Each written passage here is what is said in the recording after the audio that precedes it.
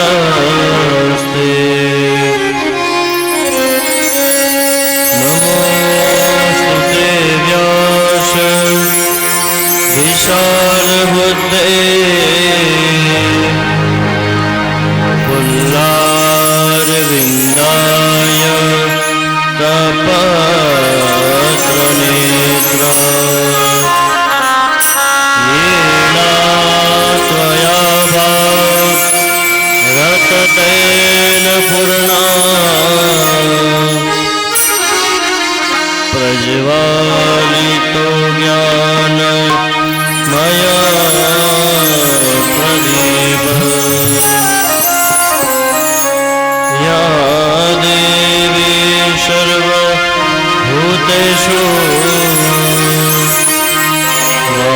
वाणिरूपेण संस्थिता नमस्तस्यै नमस्तस्यै नमस्तस्यै नमो नमः गुरोर्ब्रह्मा गुरोर्विष्णु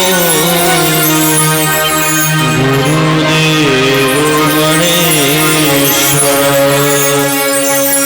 गुरु साक्षात् परब्रह्म तस्मै श्री गुरवे नमः। बोलिए श्री भागवत भगवान की जय। द्वारिकाधीश की जय। सुखदेव जी महाराज की जय।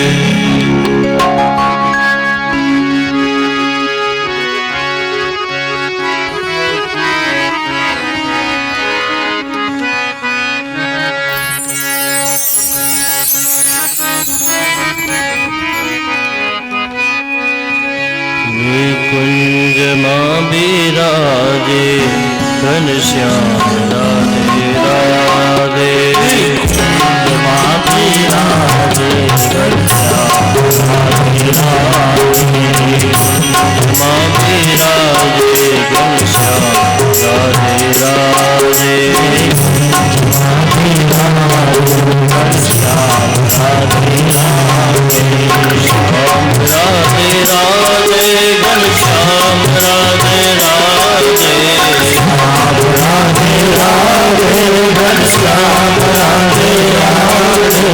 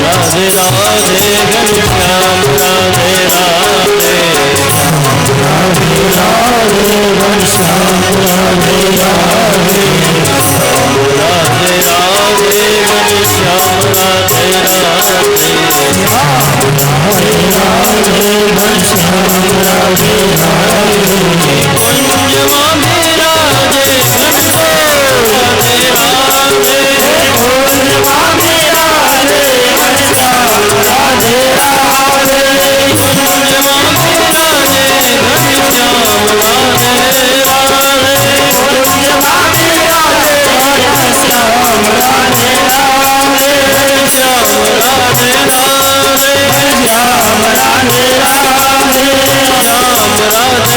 राधे घनश्याम राधे राधे।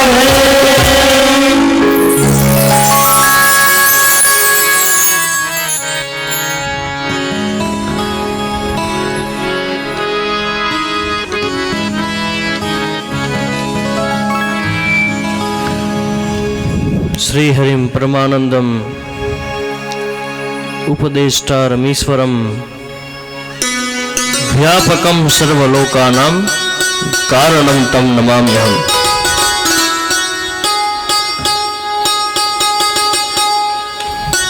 नाजाणी परिवार द्वारा आयोजित श्रीमद् भागवत सप्ताह ज्ञान यज्ञ एना पहला दिवसનું દ્વિતીય સત્ર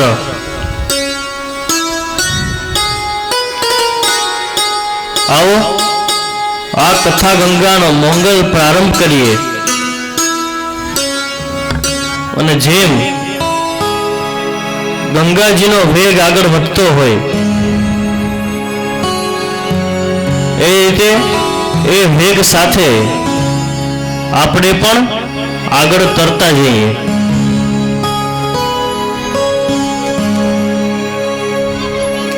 એ ભાગીરથી ગંગા છે અને આ એક ભાગવતી ગંગા છે।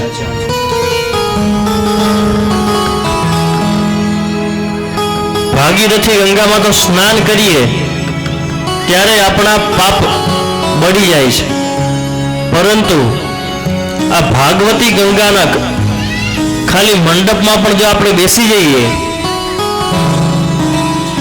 જ્યાં ભાગવત ચાલતી હોય, ભાગવતી ગંગા ચાલતી હોય, ત્યાં બેસી અને માત્ર બે હરિના નામ લઈએ એટલે પ્રભુ આપણે બધા પાપોમાંથી મુક્ત કરી દે છે।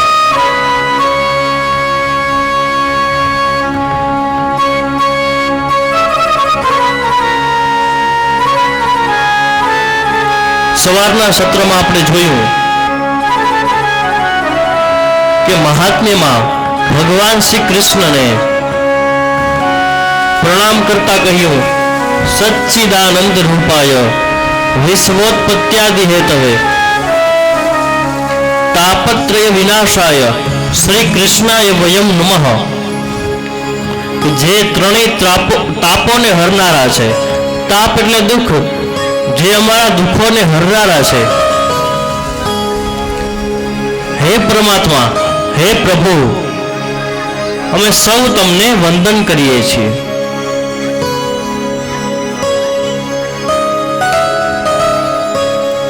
અને આ વંદન કરવું એ આપણી ભારતીય સંસ્કૃતિ છે। કોઈ મહેમાન આવે, કોઈ મિત્રોને મળીએ ત્યારે આપણે તેને વંદન કરીએ।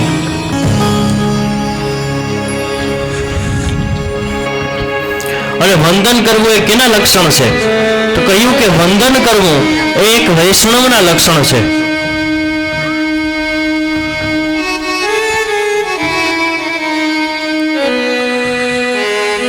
હું તમને નમન કરું છું। નમસ્તે નો અર્થ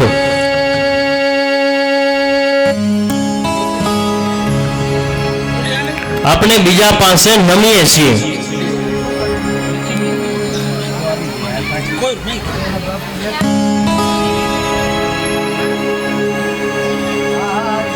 નમે કોણ? તો કહ્યું કે સાચો જે વૈષ્ણવ હોય એ નમે। એટલે તો આપણે નરસિંહ મહેતાનું આપણે સાંભળીએ છીએ ને ભજન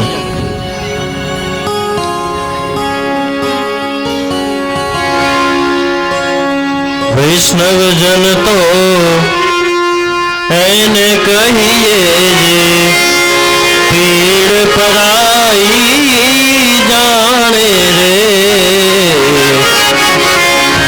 વૈષ્ણવજન તો એને કહીએ જે પીડ પરાઈ જાણે પર દુખે ઉપકાર કરે તો એ પર દુખે ઉપકાર કરે મન અભિમાન નાવે રે વૈષ્ણવજન તો પીડા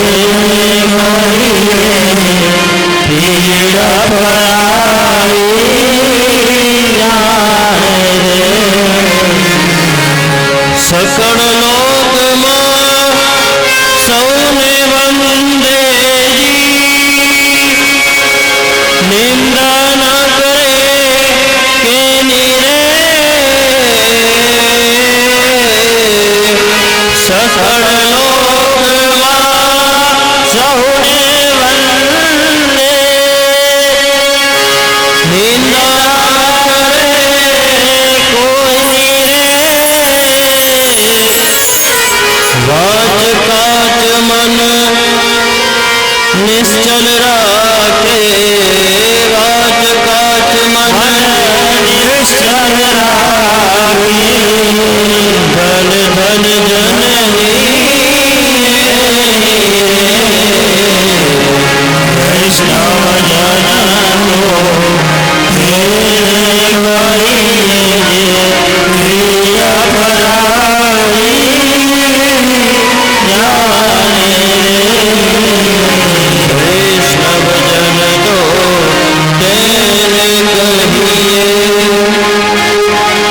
શરણાગતિનો એક ભાવ દર્શાવવામાં આવ્યો છે.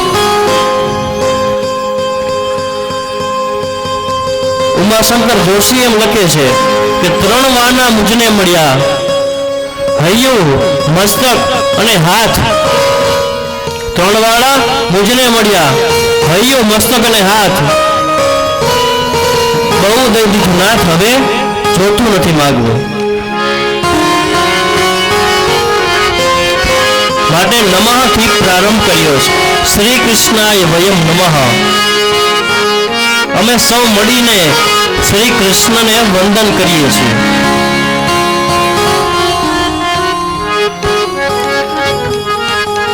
આમાંથી જે કંઈ બની શકે એ આપણને સિદ્ધાંતો આપણા જીવનમાં ઉતારવાની કંઈક આપણા જીવનમાં લેવાની કોશિશ કરવી જોઈએ. આમાંથી કંઈક આપણામાં ઉતરે તો આપણે કથામાં બેઠા કહેવાય.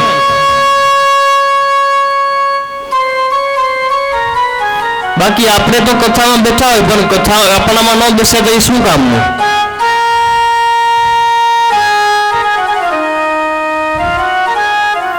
બાકી કથામાં આવવું, વાતચીત કરવી, સારા કપડાં પહેરવા એ તો બધી ગૌણ વાતો છે.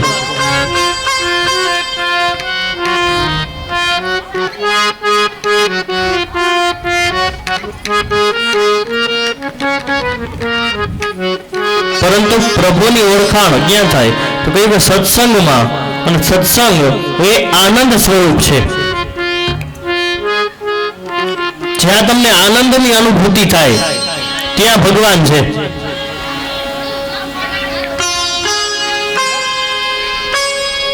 બીજા પ્રણામ સુખદેવજી મહારાજને કરવામાં આવ્યા, જેણે પ્રભુની આપણને ઓળખાણ કરાવી. આ ભાગવતનું મહાત્મ્ય છે તે ભાગવતજીમાં નથી, પરંતુ સ્કંદ પુરાણ અને પદ્મ પુરાણમાં આપવામાં આવ્યો છે. અને વાત એ બરાબર છે ને કે કોઈ માણસ પોતાના વખાણ પોતાના મુખેથી કરે એ કેટલું સારું લાગે. આપણે પોતે આપણા વખાણ કરીએ એ કેવું લાગે?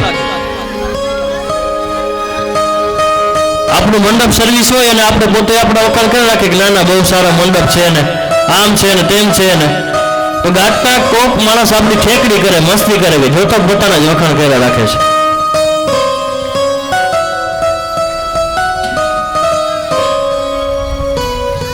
કોઈ નાનું એવું બાળક હોય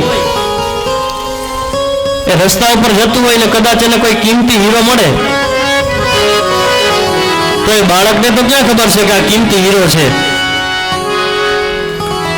એ તો હીરાથી પણ રમવા મળશે. પણ કદાચ જો એ હીરાની આપણે સાચી ઓળખ કરાવી હોય તો એ કોણ કરી શકે? તો કહ્યું કે ઝવેરી. હીરો જોઈને તમે ઝવેરીને બતાવો તો ખબર પડે કે આ કેટલો કિંમતી હીરો છે. એ જ રીતે આ ભાગવતની કિંમત કોને થાય? તો કહ્યું કે પરીક્ષિત મહારાજને. જેણે આ વસ્તુનો, જે આ ભાગવતનો અનુભવ કરી ચૂક્યા છે,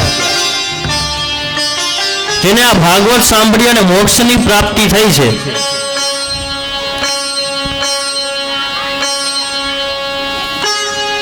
બડો બડાઈ ના કરે, बड़ो न बोले बोले, हीरा मुझसे ना कहेगी लाख हमारे.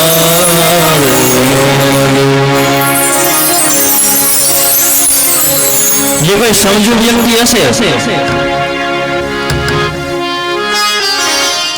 એક સમાજ હોય એમાં 5 હોશિયાર માણસો હોય. જ્યારે કોઈનો સગપણ કરવું હોય એટલે માણસ એને પૂછવા જાય. જ્યારે કોઈ મોટું કામ કરવું હોય, સામાજિક કામ કરવું હોય, ધાર્મિક કામ કરવું એટલે એ માણસો બધા પૂછવા જાય. એવા સમાજમાં 5 વ્યક્તિઓ હોય.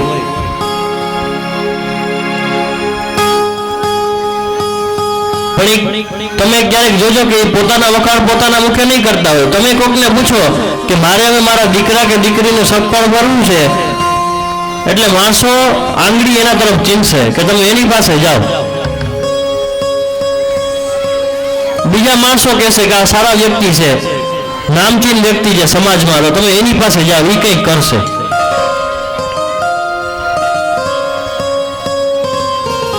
માટે આ ભાગવતજીનું મહાત્મ્ય છે એ પદ્મ પુરાણ અને સ્કંદ પુરાણમાં આપેલું છે. માટે બીજા વંદન સુખદેવજી મહારાજને કરવામાં આવ્યા છે. વ્યાસજી લખે છે, યમ પ્રવ્રજંતમનુપેતમ પેતકૃત્યમ દ્વૈપાયનો વિરહકાતર આયુભાવ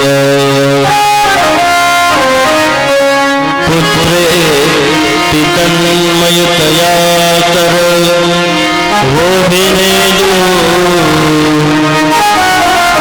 तम सर्वभूतहृदयं मुनि मानतोऽस्मि.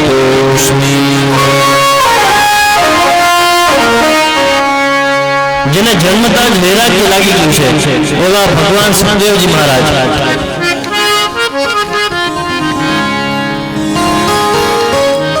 જે ભાગવતના રચયિતાના પુત્ર છે, વ્યાસજીના પુત્ર.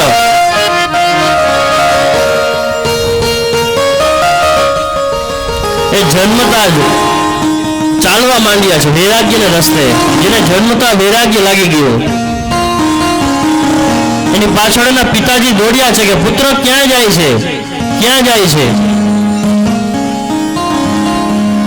પરંતુ આગળ જતા વ્યાસજીને એક ઝાડવું, એક વૃક્ષ કહે છે કે હે વ્યાસજી, તમે આ શું કરી રહ્યા છો?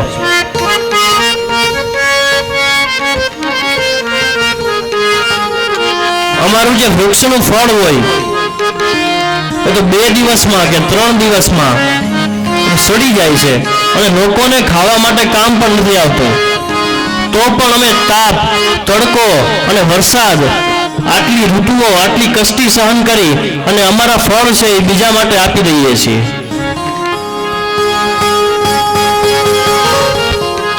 તો આ જે તમારું તપરૂપી ફળ છે એને તમે તમારી પાસે રાખવા માંગો છો? આ ફળ તો સમાજના કલ્યાણ માટે, આપણા ધર્મના કલ્યાણ માટે તમારે ન્યોછાવર કરવું જોઈએ. વ્યાસજીને એક વૃક્ષ પાસેથી આ બોધ મળે છે.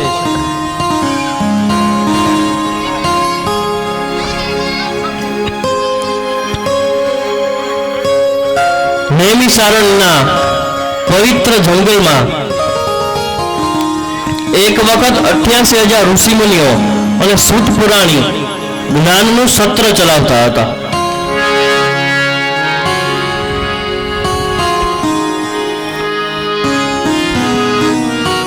નૈમિષે સૂતમાસીનં અભિવાદ્ય મહામતિમ તથામૃતરસાસ્વાદઃ કુશલશોनको બ્રવીત.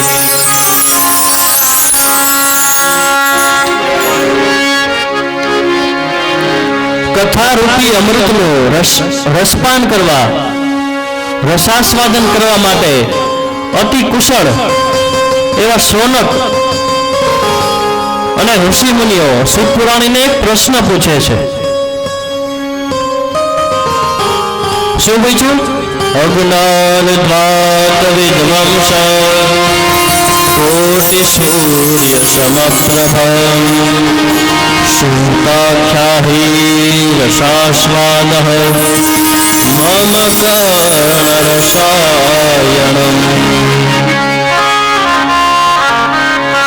હે જ્ઞાન રૂપી અંધકારનો, જે અજ્ઞાન રૂપી અંધકાર છે તેનો વિનાશ કરવા વાળા અને કરોડો સૂર્ય સમાન જેનું તેજ છે એવા સત્પુરાણી, એ મહારાજ અમને અમારા કાનને, અમારા કર્ણને ગમે તેવું રસાસ્વાદન કરાવો.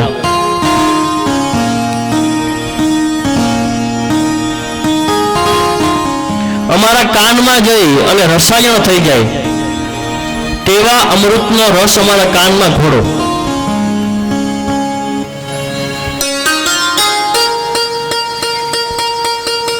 ભગવાનનો જે કંઈ કથાનક છે તેનો અમારે સાર સાંભળવો છે. અમારા કાનમાં જે કથારૂપી જે કથાનો સાર છે એનો રસ રેડો. એટલા માટે પ્રશ્ન પૂછ્યા છે. પેલા શું પૂછ્યું? તો કહ્યું કે અમને એ જાણવું છે કે ભક્તિ, જ્ઞાન અને વૈરાગ્યથી યુક્ત થયેલો વિવેક છે એ કેવી રીતે વધે.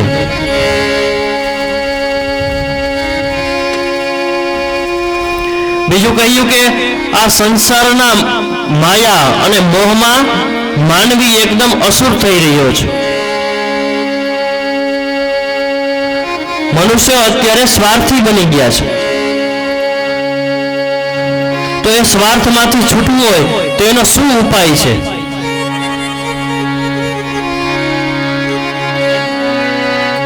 ત્યારબાદ કહ્યું કે મહારાજ અમને બતાવો કે અત્યારે જીવ અસુર થઈ ગયા છે, સ્વાર્થી થઈ ગયા છે, તો આ પાપ છે એના લીધે એમને દુઃખ મળે છે. તો એ દુઃખનું નિવારણ શું? એ દુઃખમાંથી શાંતિ મેળવવા માટે શું કરવું જોઈએ?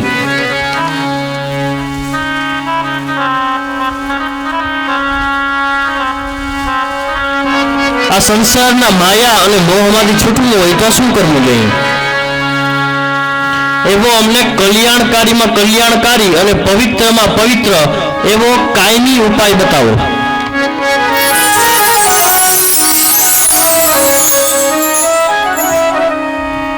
અમારે ઘડીક માટેનો કોઈ ઉપાય નથી જોતો, પરંતુ કાયમી ઉપાય.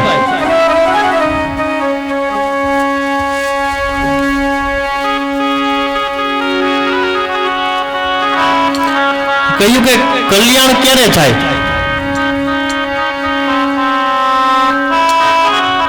કલ્યાણ એટલે કાયમી ઉપાય કહેવાય. ભગવાન શ્રી કૃષ્ણ જે સદાનંદ છે એ કાયમી ઉપાય કહેવાય. એટલા માટે ઋષિ મુનિઓએ શું પૂછ્યું કે અમને કાયમી ઉપાય બતાવો જે અમને તો ઉપયોગી થાય પરંતુ બીજા બધાને, આખા સંસારને ઉપયોગી થાય.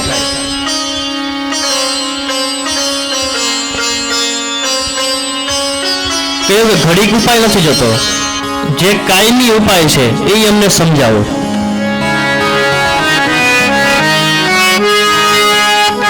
બધા જે આપણા ગ્રંથો છે એ છેવટે તો રામ, કૃષ્ણ અને આપણે શિવ સુધી જ લઈ જાય છે. છેવટે બધા ગ્રંથો અહીંયા આવે છે. ભલે રસ્તા બધાના અલગ અલગ હોય, પરંતુ છેલ્લો જે તેનો છેલ્લો માર્ગ છે, જે તેનું છેલ્લું બિંદુ છે, એ અહીં જ આવીને ઉભું રહે છે.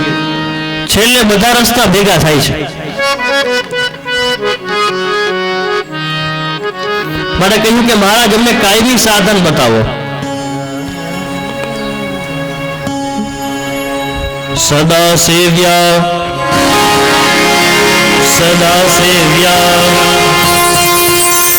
શ્રીમદ ભાગવતી કથા યસ્યા શ્રવણ માત્રેન હરિચિત્તં સમાશ્રયે.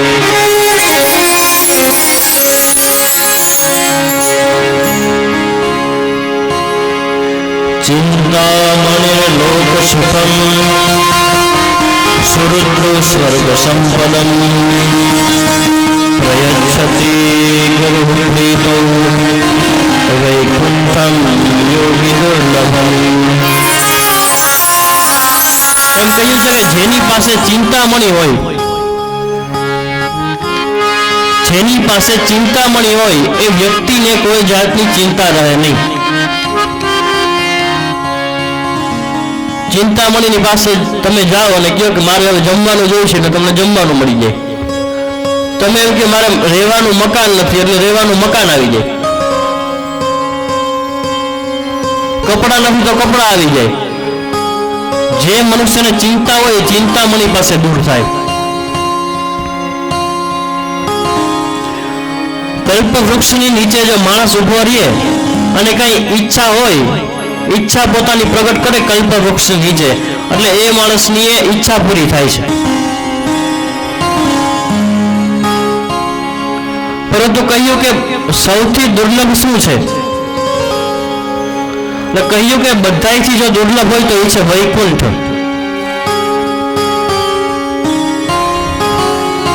વૈકુંઠ બધાયથી દુર્લભ છે, પરંતુ વૈકુંઠના પણ બે અર્થ છે. એક વૈકુંઠ એટલે વૈકુંઠ લોક, અને બીજો વૈકુંઠ એટલે ભગવાન દ્વારિકાધીશ શ્રી કૃષ્ણ. વિષ્ણુ સહસ્ત્રમાં ભગવાનનું એક નામ વૈકુંઠ બતાવવામાં આવ્યું છે. તો કહ્યું કે વૈકુંઠ ક્યારે મળે, વૈકુંઠની પ્રાપ્તિ ક્યારે થાય? તો કહ્યું કે જ્યારે ભગવાનની આપણા ઉપર કૃપા થાય ત્યારે વૈકુંઠની પ્રાપ્તિ થાય.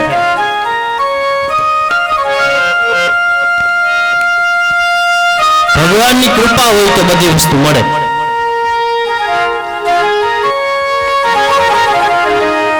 આપણે ઘણી વખત એમ થાય કે પૂજા કરીએ તો ભગવાન મળે, આ વસ્તુ કરીએ તો ભગવાન મળે, પરંતુ એવું નથી. જ્યારે ભગવાનની આપણા ઉપર કૃપા થાય, તેની દ્રષ્ટિ આપણા ઉપર પડે, ત્યારે આપણે પ્રાપ્તિ થાય. બાકી આપણાથી કંઈ થાય નહીં. ભગવાનને બાંધી ન શકાય. યશોદાજી પાછળ દોડી દોડીને થાકી ગયા હતા, પણ બાંધી શક્યા? ભગવાનની જ્યારે ઈચ્છા થાય ત્યારે તે બંધાય અને ત્યારે તે કૃપા કરે. પરંતુ એક કૃપા એવી છે, એ આપણા ઉપર કૃપા કરે તો આપણે ભગવાનની પ્રાપ્તિ થાય. તો કહ્યું કે એ કોણ? એ ગુરુ, આપણા ગુરુજી. એમ કહેવામાં આવ્યું છે કે ગુરુના તો ખિસ્સામાં ભગવાન હોય છે.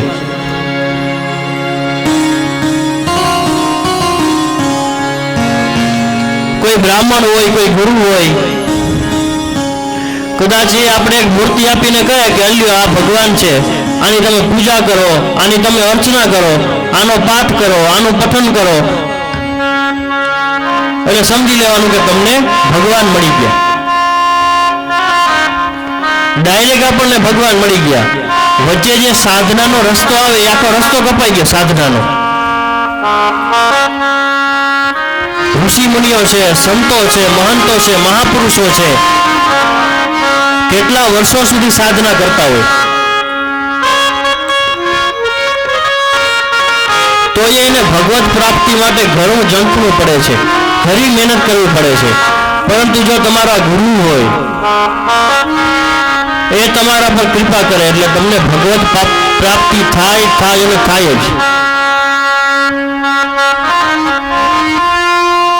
અને પ્રભુ પણ એવો કૃપાળુ છે.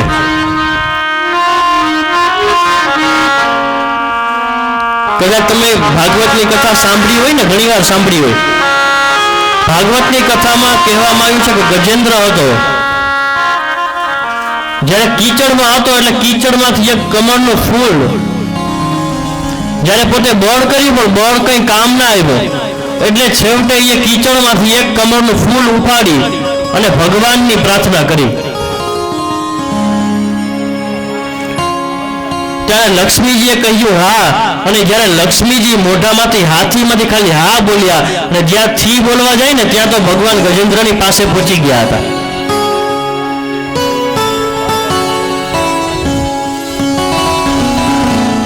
પ્રભુ શ્રી હરિ તો નિર્બળોનું બળ કહેવાય.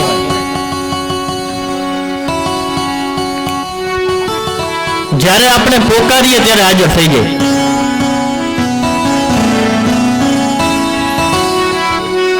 નહીતર ગજેન્દ્ર તો અહીંયા કીચડમાં પડેલો હતો. ભગવાન એમ કે ને કે તું કીચડમાંથી બહાર આવ, પછી હું તારી પ્રાર્થનાનો સ્વીકાર કરું. પણ ભગવાને એમ નથી કહ્યું.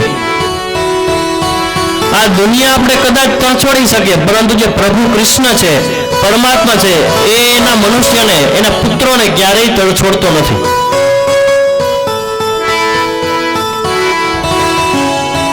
અને એક રીતે તમે જોવા જાઓ તો આપણે પણ કામ, ક્રોધ, લોભ, મોહ, મત્સર, ઈર્ષા, આપણે આના કીચડમાં જ ફસાયેલા છીએ બધા.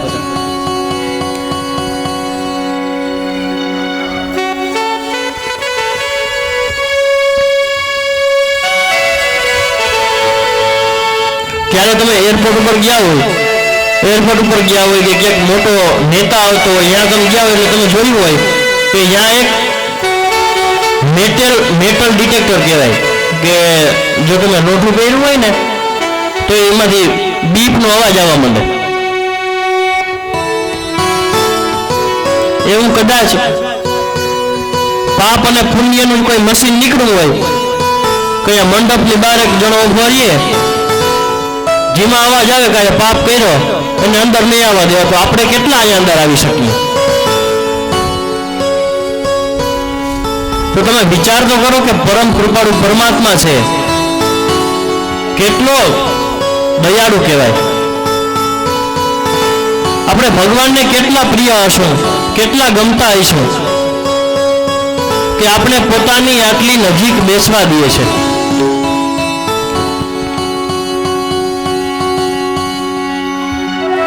આપણું ઘર હોય તો આપણા ઘરમાં આપણી મરજી વિના કોઈ આવી શકે?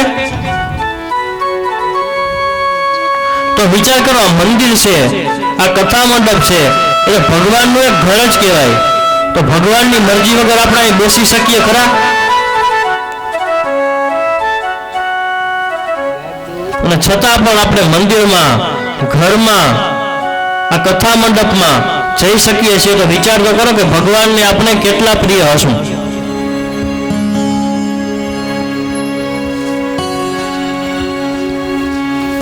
કદાચ આપણે કોઈ સારું કામ કરીએ અને કથા મંડપમાં બેઠા કે મંદિરમાં ગયા તો એ આપણું કર્મ નથી, પણ એ ભગવાનની કરુણા છે, એટલે આપણે આ ભગવાન પાસે જઈ શકીએ છીએ.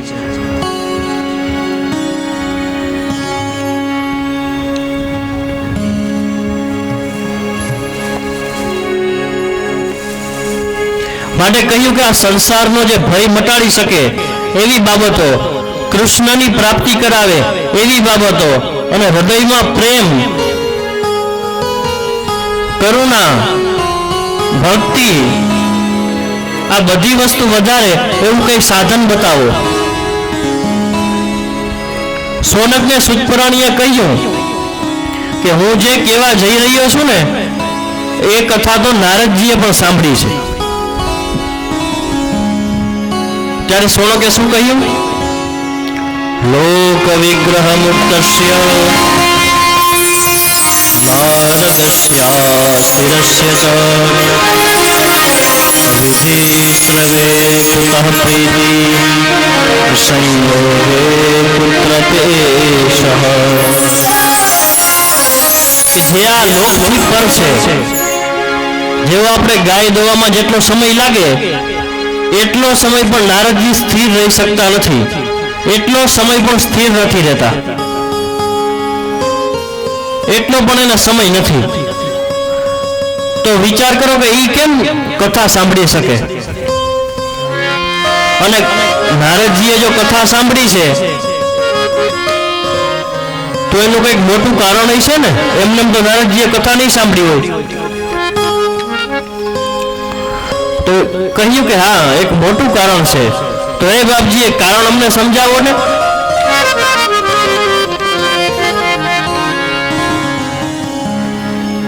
ત્યારે ભક્તિ, જ્ઞાન અને વૈરાગ્યની કથા સમજાવે છે.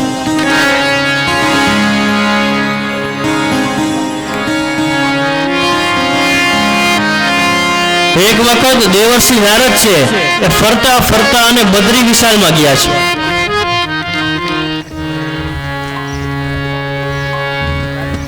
ત્યાં એમને સનત કુમારો મળ્યા.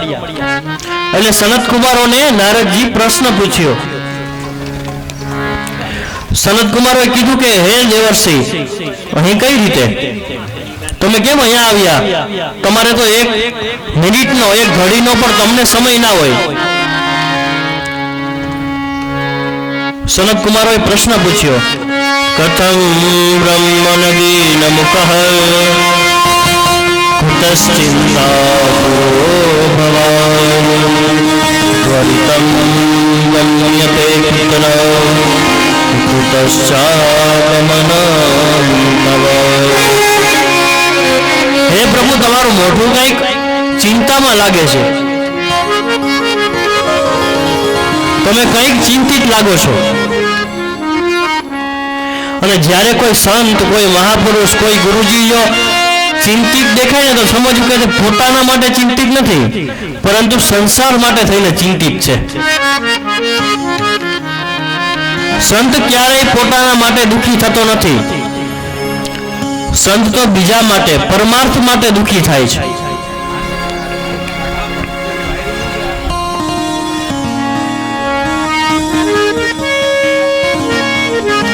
ત્યારે કહ્યું કે તમારી ચિંતાનું કારણ તો કહો. ત્યારે નારદજી કહે છે, સત્યમ નાસ્તે તપસોચમ દયાદાનમ ન વિદ્યતે ઉદરમ ભરિનો જીવા વરાકાકુટ ભાષણ. નારદજી કહે છે કે આ દુનિયામાંથી હવે સત્ય ગયું, આ દુનિયામાંથી હવે દયા ચાલી ગઈ, આ દુનિયામાંથી હવે તપ ગયો, પવિત્રતા ગઈ. આ દુનિયામાં જીવતમાં છે એ પોતાના પેટ ભરવા માટે ખોટું બોલનારા થઈ ગયા છે.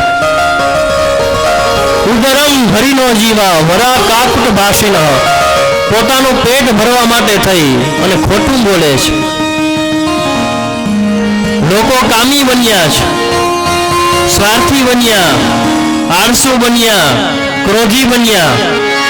कबीर कहे इस कलयुग में पाखंडी के राज दोरस बिके गली गली मदिरा बिके दुकान. કઈ વારે નારદજી પણ એવો થયું છે શું? કહ્યું કે સાંભળો સનત કુમારો, હું ભ્રમણ કરતો કરતો મૃત્યુ લોકમાં ગયો. ત્યાં મેં જોયું કહી તો ઘર ઘરમાં કંકાસ થયા છે, પતિ પત્નીને બનતું નથી, સ્ત્રીઓના રાજ આવ્યા છે.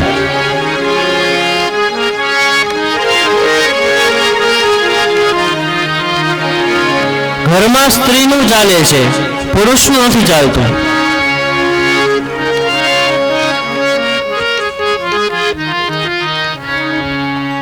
આ વાત આવી એટલે મને વાત યાદ આવી કે આ પુરુષનું નથી ચાલતો. એક વખત એક રાજા હતા, એણે પોતાના રાજ્યમાં એલાન કર્યું કે જેના ઘરમાં પુરુષનું હાલતું હોય, જેના ઘરમાં ભાઈનું હાલતું હોય, એને અમારે ઇનામ આપવાનું છે. એટલે ગયા બધા. એમાં એક ભાઈ થોડાક ઉત્સુક થતા ગયા કે મહારાજ, મારા ઘરમાં મારું હાલે છે, મારી પત્નીનું હાલતું નથી.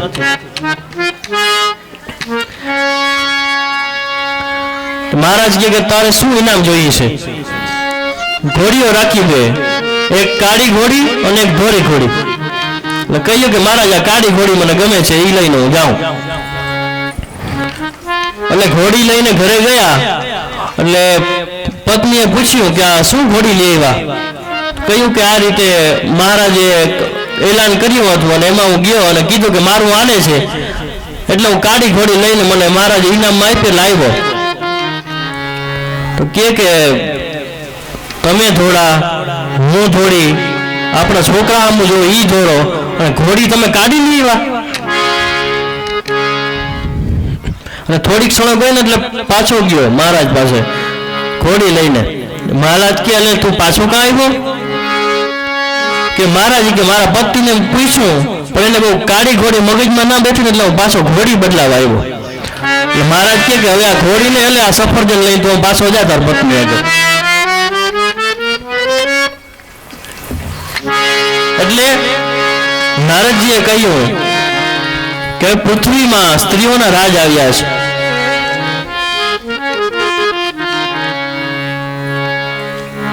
મૂળ કથા એમ હતી, કલિયુગનો સમય આવ્યો. લોકો સગા ભાઈ કરતા પોતાના શાળાનું વધારે રાખે છે. કોઈ સલાહ લેવી હોય તો પોતાના ભાઈ પાસે સલાહ નથી લેતા અને પોતાના શાળા પાસે સલાહ લેવા માટે જાય. નારદજી કે ઘરે ઘરે સ્ત્રીઓના રાજ છે. સનત કુમારો કે પણ મહારાજ થયું છે શું નારદજી? નારદ કહે કે હું તમને હવે કલીની પ્રભાવની એક કથા કરું, તમે સાવધાન થઈને સાંભળો. ત્યારે નારદજી સનત કુમારોને કલીની કથા કહે છે. હે સનત કુમારો, હું ચાલતા ચાલતા યમુનાના ઘાટ પર નીકળો. ત્યાં મેં ભગવાનની એવી લીલા જોઈ, વિચિત્ર લીલા. બે વૃદ્ધ યુવાનો એક યુવાન સ્ત્રીના ખોળામાં સૂતા છે. એ વૃદ્ધ સ્ત્રી કલ્પાંત કરતી હતી. તે યુવાન સ્ત્રી પોતાના ખોળામાં મસ્તક છે બે વૃદ્ધ પુરુષોનું. હું ત્યાંથી નીકળ્યો એટલે મને પ્રાર્થના કરી કે ભો ભો સાધો ક્ષણમ તિષ્ઠ મદ ચિંતામપિ નાશય દર્શનમ સવલોકસ્ય સર્વસાધ્યહરમ પરમ. હે સાધુ, હે મહાત્મા, તમે થોડી વાર થંભી જાઓ, થોડી વાર રોકાઈ જાઓ.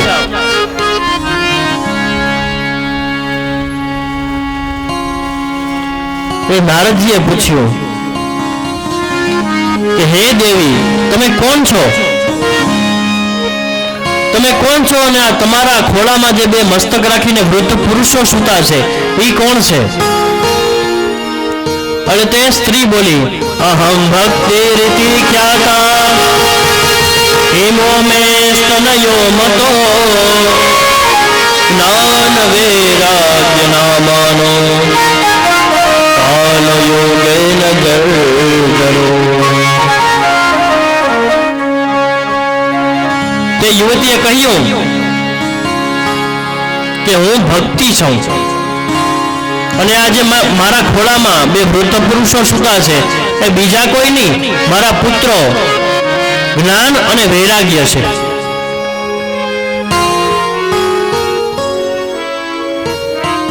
નારદજી કહે, પરંતુ તમારી આવી સ્થિતિ કેમ બની?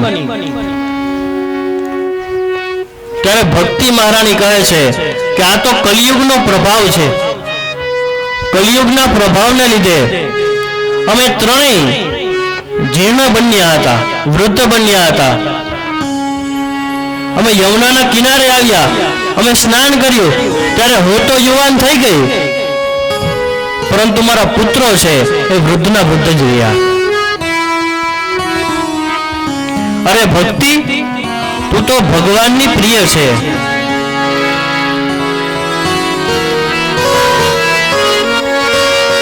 ઉત્પન્ના દ્રવિડેશોહમ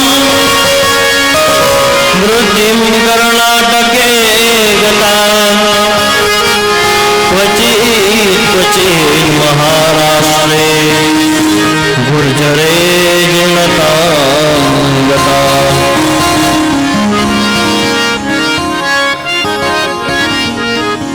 કહ્યું કે મહારાજ, હું તો યમુનામાં સ્નાન કરી અને પાછી યુવાન બની, પરંતુ મારા બે પુત્રો છે એ વૃદ્ધના વૃદ્ધ રહ્યા.